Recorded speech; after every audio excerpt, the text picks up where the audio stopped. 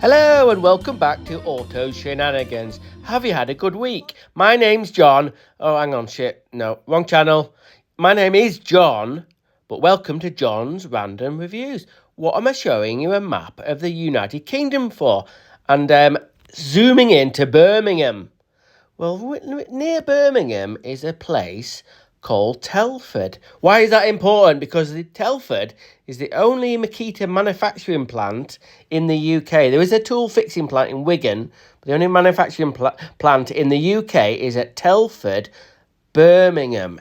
And it so happened I was working near there at Telford Services, so I thought, oh, I'll go and pop in. Go and say hello. Go into the Makita factory and say hello. It was the Makita flags weren't actually waving, but never mind. So I goes up to the security gate and I'm here, mate, John from John's Random Reviews. I've just come for the tour. And he said, you're not coming in here, mate. You're not coming in here. Have you seen this poster? Anyway, up on the wall is a wanted poster of me. £10,000 reward. Do not let this guy into the factory at any cost.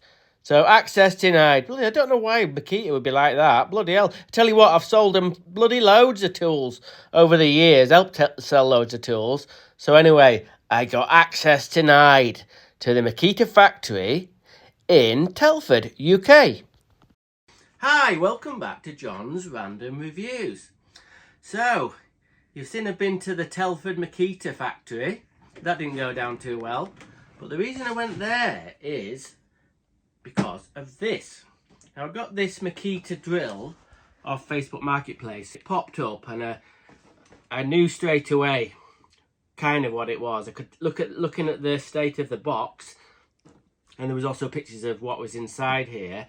This is new old stock. What I mean is occasionally there'll be a Makita product pops up that's from back in the day, or 20 years ago or so, and it'll have never been used, and it's just been, I don't know, for whatever reason, not used, and then they pop up occasionally.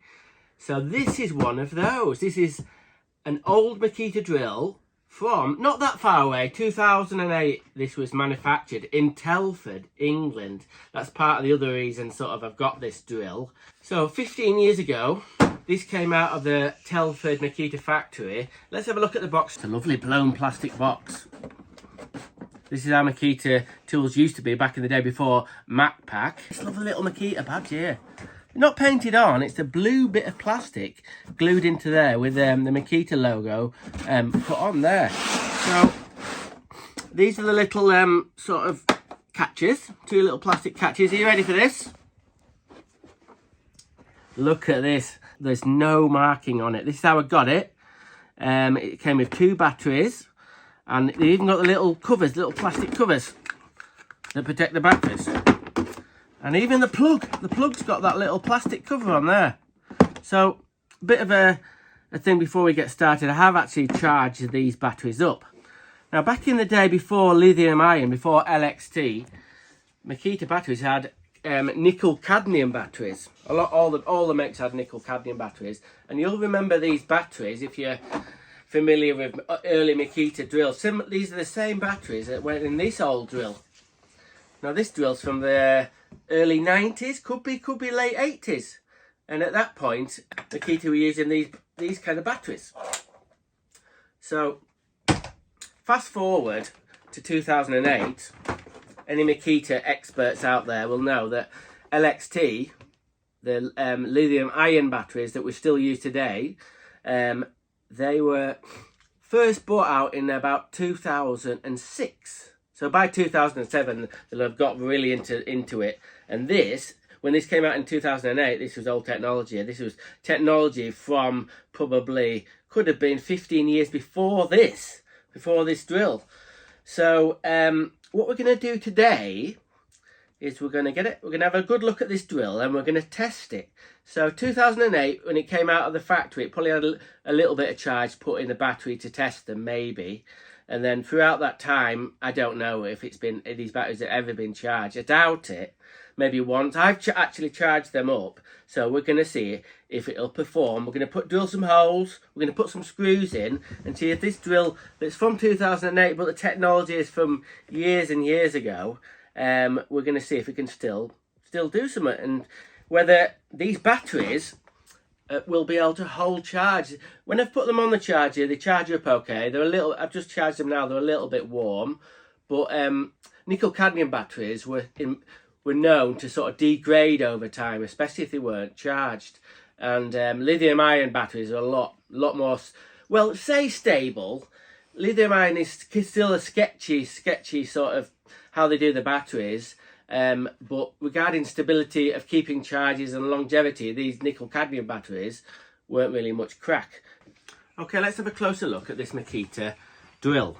So it's 7.2 volts, not much nowadays. You don't hardly see any 7.2 or drills apart from them little screwdrivers. And the model number is 6019D.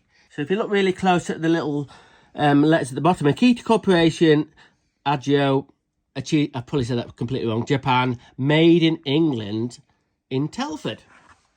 So it's a little bit of a screwdriver sort of drill. And it's got a plastic chuck. This is kind of showing sort of two sort of eras here. Obviously the early Makita drills had the key chuck, and this is a keyless chuck.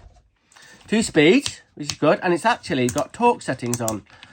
It's got that 1 up to 5, and then it goes on to screwdriver mode. The forward and reverse is in a bit of a different spot. On modern Makita drills, they're on the side, but this one is just on the bottom there. It doesn't have a lockout. That's weird. That's weird. There must be something to do with how the switch is arranged, so they couldn't make that lockout button work. But never mind, we'll get a battery in it. So to get the battery in these old drills, you have a little bit of a metal clasp on there. And you fold that back, and then you line that up like that. It goes in, and your battery's in. And you see these little bumpers here on both sides. I think that's just to give there's obviously no overmolding on this whatsoever. There's no overmolding. And there's not even any kind of like some of the other Makita drills. They had like a bit of a texture to the texture, sort of like a leather effect thing to give you more grip. But this hasn't got anything like that. The teal colour's about the same. So I think it was slightly sort of bluer back in the day, but nevertheless. So when I put this, don't expect a big like roar of a modern Makita drill. You'll probably hardly be able to hear it. We'll get it going anyway.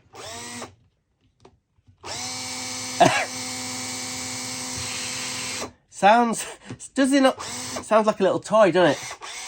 Sounds like like a little toy. Anyway, right. So other things of note. A lot of modern Makita drills, and nearly all of them, are 90. The actual handle is 90 degrees, and Makita went through a bit of a phase of, I don't know what, it's cocked at an angle. It's cocked at an angle, but I don't know why they did that back in the day. I can't see really any advantage of it, maybe. But anyway, we'll cross that bridge. So what we're going to do now, I've got my trusty 2x4. That's actually for my American audience. So 2x4, 4x2. 2x4. Anyway, so what we're gonna do is we're gonna drive a screw in. So these old keyless chucks, inside the motor, they didn't have any kind of brakes. So to actually lock it in, you had to hold onto this back bit here. So we've got a PZ2 bit in. This should be no problem. If this doesn't work, we're in big trouble. So we'll give it a go. Not bad, not bad. We'll get it out. We'll try it again on a torque setting. See what happens. We'll get it going, and we'll torque it down to 3. I expected 3 to leave the screw sticking out a little bit, so that's quite interesting. We'll put it back onto. We'll put it on number 5 for crack. And we'll try a bigger screw.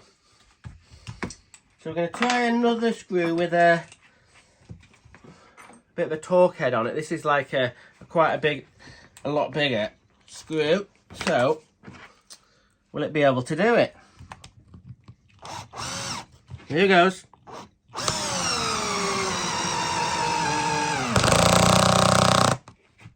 just put it back onto drill. We'll see if we can drive it all the way in. It did. Quite flush. So, not bad. Not bad at all. We'll have a go at a wood bit.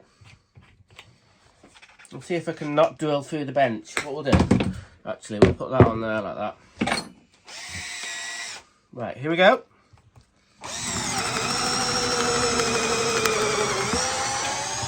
Struggling a bit.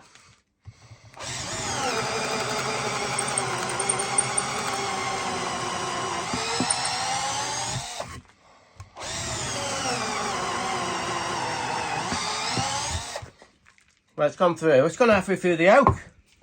So it's done that bit. What do you reckon? We'll try a spade bit. This is a 12mm spade bit. Other things of note.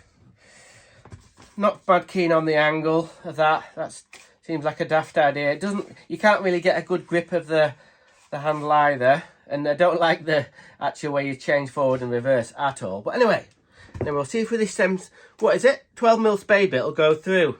Still got it on that number 2.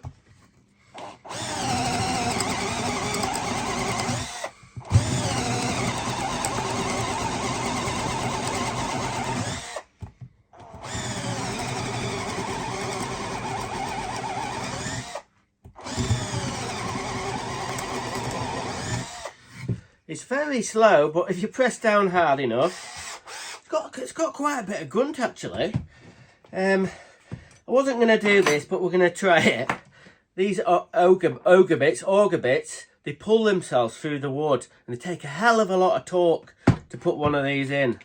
Personally, I don't think this will do it, even on number 1, but we'll give it a go. I think if we try this on we'll try it on number 2, and we'll see how we get on. I don't think it'll do it, there's absolutely no chance, but you never know. Okay.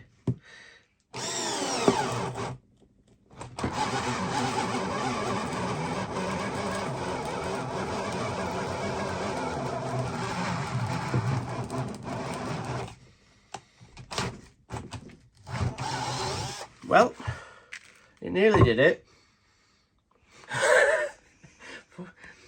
Bloody hell, it doesn't smell so good. I think that was a bit too much. It's not got hot though. Well, tell you what we'll do. We'll put it on torque setting 1 and see if it'll go through and not set on fire. So anyway, I'm a bit concerned. I don't know whether that's the battery or... Anyway, let's go for it. Hang on, wrong speed.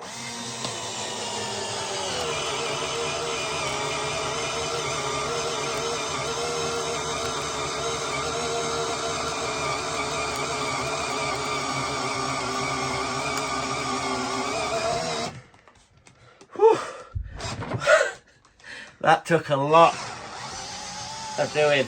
Like I said, I'm not that muscly. Only got a little bit there, but it went through, and there was no drop down in power at all. Really, it just kept on powering through.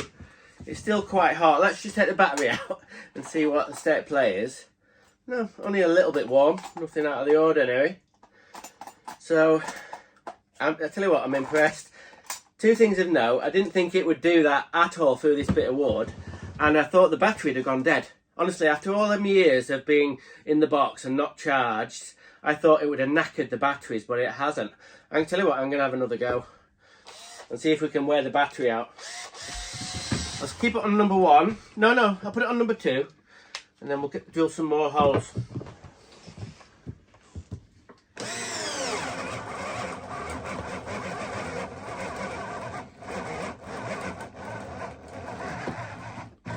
It doesn't like that at all.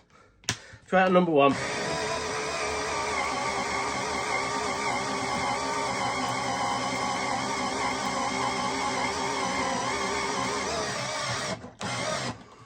Done it.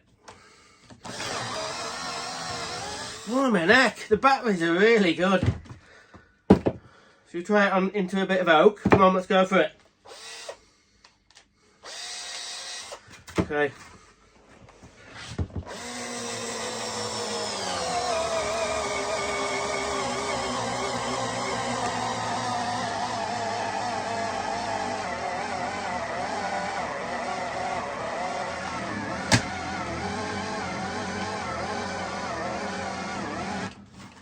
Oh my god.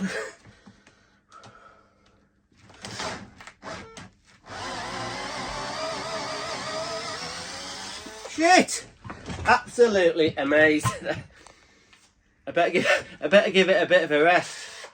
But blooming heck, I never ever would have thought that. It's putting like a, what will that be, a 12, 14 mil auger bit through a bit of oak without stopping. And it still wants more. And the battery's fallen out. Amazing. Quite hot, quite hot.